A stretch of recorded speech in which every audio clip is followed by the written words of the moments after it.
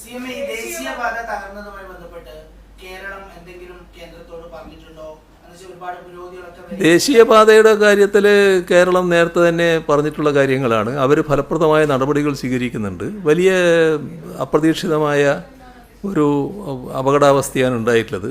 ഇപ്പോൾ അടുത്തയാഴ്ച ഈ ജൂൺ ആദ്യം ശ്രീ ഗഡ്കരിയെ കാണാൻ ഞാനും ശ്രമിക്കുന്നുമുണ്ട്. അതിൻ്റെ കാര്യങ്ങൾ ചർച്ച ചെയ്യും.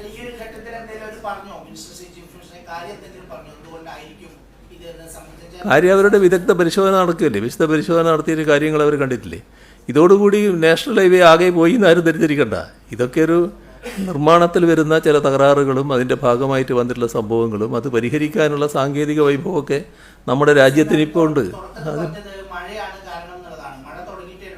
അല്ല, നിങ്ങളിപ്പോൾ അതിൻ്റെ വൈദഗ്ധ്യം ഏറ്റെടുക്കേണ്ടതെന്ന് അത് അവൻ്റെ വിദഗ്ധന്മാർ പരിശോധിക്കുന്നുണ്ട്. അത് പരിശോധിക്കട്ടെ.